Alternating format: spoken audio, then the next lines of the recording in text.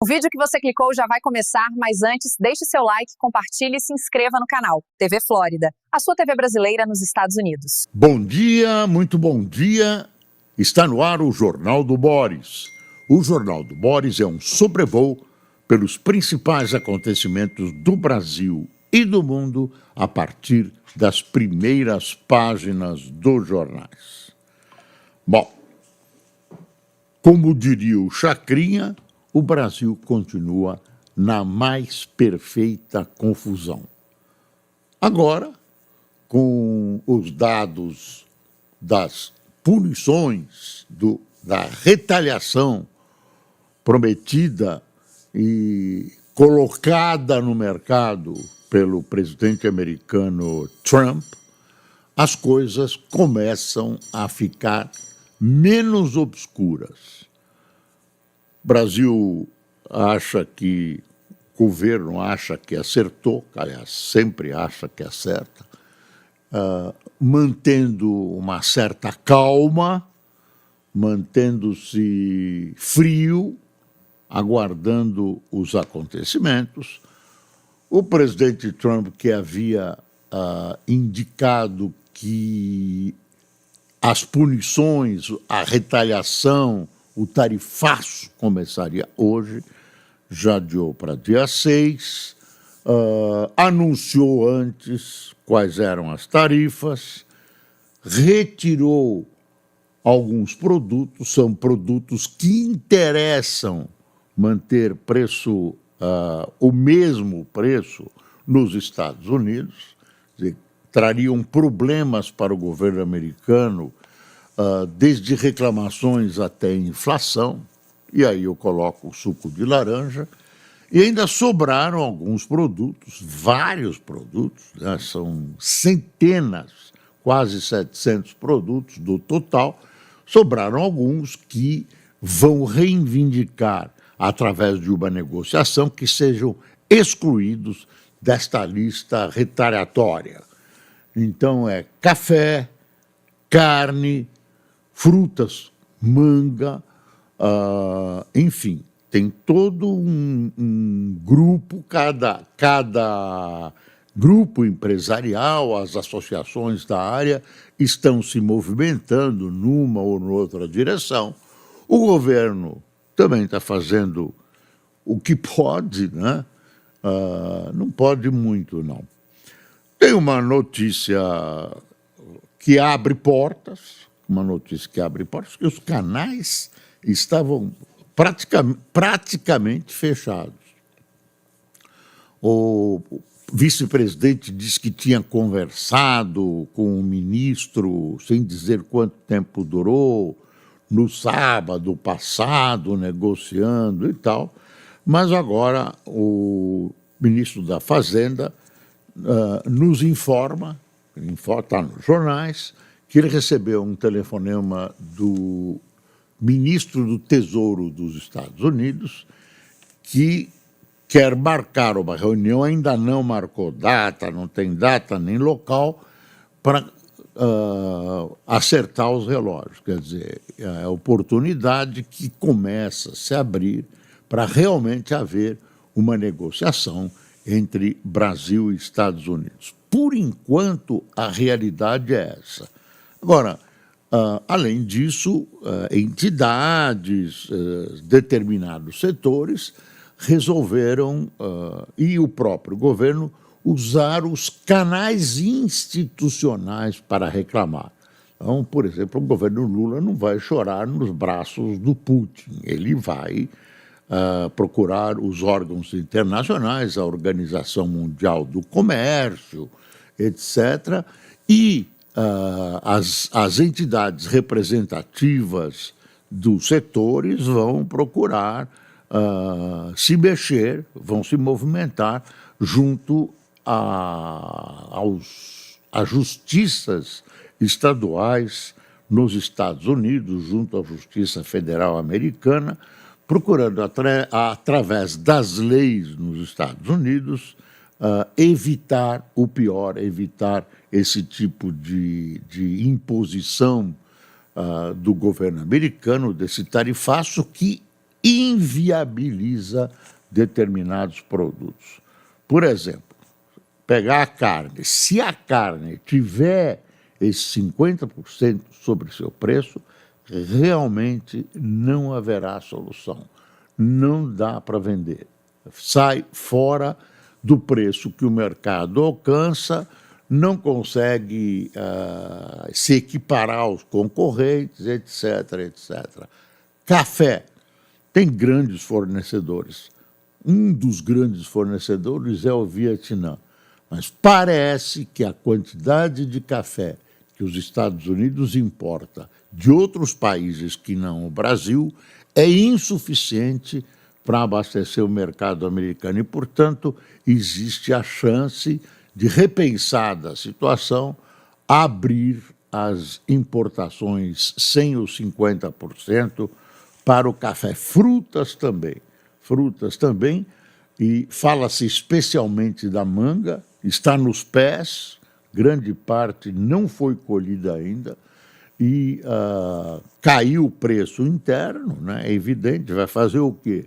Vai tentar vender aqui, mas não pode vender com prejuízo, né? Pagar por manga vendida. Então, há o risco disso apodrecer nos pés ou nos depósitos da área de plantio da fruta manga. Bom, tem uma pesquisa da Folha, que é a manchete, está aqui, ó.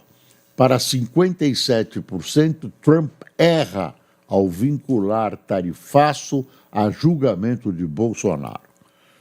Eu acho que ele errou em tudo contra os Estados Unidos, que os objetivos dele, segundo a maioria dos economistas equilibrados e que têm acertado em situações anteriores, essa tentativa dele de fazer renascer a indústria, a economia americana, o brilho, etc., não vai acontecer e não vai acontecer mesmo.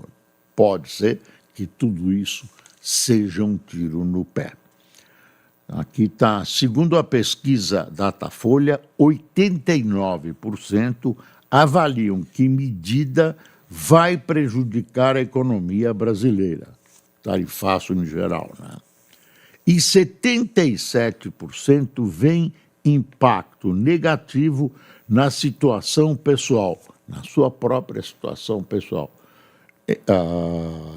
Eu não imaginava que tantas pessoas acreditavam nisso, mas evidentemente isso pode chegar, vai atingir a economia como um todo e vai atingir cada um de nós de alguma maneira, inclusive empregos.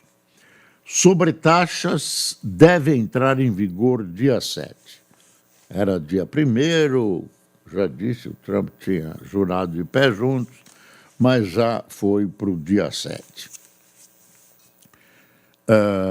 O presidente dos Estados Unidos, Donald Trump, está errado em pedir à justiça brasileira para o julgamento, em pedir que a justiça brasileira pare o julgamento de Jair Bolsonaro em carta sobre o tarifaço de 50% sobre produtos que o Brasil exporta aos Estados Unidos. Olha, Bolsonaro pode ter a culpa que ele tiver, pode ser... Agora, um presidente dos Estados Unidos criar retaliações contra um país, né, usar o aparato fortíssimo do Estado americano e o que os Estados Unidos representam para se vingar de um país que, segundo ele, age injustamente com um amigo dele, que é o Bolsonaro, e está provado que é amigo mesmo, não funciona, né? Num mundo que quer ser pacífico. Você não pode interferir e não pode punir. Ele tem a prerrogativa, dentro dos Estados Unidos, de agir dentro dos negócios que lhe dizem respeito, taxas, por exemplo, isso pode ser até legal, mas tem uma boa dose de falta de ética e de moralidade. Um presidente da República, que é um verdadeiro estadista, não usa esses expedientes. Existe um componente de generosidade de estadistas. Então, realmente, você não vai encontrar esse tipo de generosidade no Trump, que é um sujeito de equilíbrio duvidoso, para dizer o menos, e um homem vingativo, né? Um homem vingativo. Dizem que ele está mal informado por Eduardo Bolsonaro sobre a situação do Brasil. Eu não sei até que ponto ele está informado pelo Eduardo Bolsonaro, mas que ele está informado, mal informado, está sobre a situação brasileira. E outra coisa é que ele resolve punir um juiz brasileiro. Lançou a candidatura do Xandão ao nível mundial. Ué, quem é esse cara, né? O Xandão, que é um cara hábil, político, ele, para ser verdade verdadeira, tem que dizer para você o seguinte: ele é o chefe do judiciário brasileiro. Não formalmente. Formalmente é o doutor Barroso, o presidente do STF, mas quem manda, não tenha dúvidas, é o Xandão. Inclusive, ele inspira um pouco de medo, aparentemente, em alguns dos ministros do Supremo. Ele é agressivo, ele não titubeia em passar das linhas, das quatro, como o Bolsonaro gosta de falar, das 4 linhas. Já passou algumas vezes, né? Coisa que a gente não espera de um jurista que supostamente conheça direito no seu âmago, que, enfim, conheça as leis do país e tudo. Ele ultrapassa tranquilamente. Tem atos que ele pode dizer de outra natureza, mas são atos censórios, atos de censura prévia, né? Proíbe esse de falar, proíbe aquele de falar, fecha essa rede, fecha outra. Agora, com tudo isso, não compete ao presidente dos Estados Unidos puni-lo. Também ele usa instrumentos locais, mas tem uma aparência de um castigo, né? Como se o Xandão fosse um membro do governo, fosse algo dentro do status americano. Não é. Bom, deixa eu ver as manchetes sobre isso. Governo Lula assumirá a defesa de Moraes contra os Estados Unidos e usará a AGU, a Advocacia Geral da União. A informação que a gente tem é que o Xandão recusou,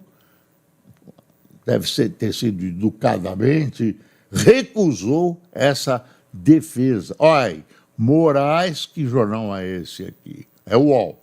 Moraes diz a Lula que dispensa ajuda do governo em sua defesa nos Estados Unidos. Por ora, ministro não quer que a Advocacia Geral da União contrate escritório para lidar com a lei Magnitsky. Trump percebeu que a lei Magnitsky não faria Brasil ceder, diz especialista. Sanção de Trump a Moraes pode ser um tiro no pé, diz The Economist. Governo Lula espera negociação longa com o Tesouro dos Estados Unidos por acordos no tarifaço. Por enquanto, no ganha-perde, o Lula foi ressuscitado. Tem uma informação que vem da Dora Kramer hoje, na Jovem Pan. Ela tem uma análise, competentíssima comentarista política, dizendo o seguinte: o pessoal do Centrão, que já ia abandonar, que já ia descer do cavalo do governo, porque percebia que o Lula estava minguando e que eles poderiam usufruir pouco daqui até as eleições de um prestígio do Lula, um prestígio então decadente, resolveram esperar mais algum tempo, porque o Lula deu uma respirada, né? Deu uma respirada. Se você chegou até aqui, é um bom sinal. Para assistir os vídeos completos, acesse nosso site ou baixe nosso aplicativo totalmente grátis.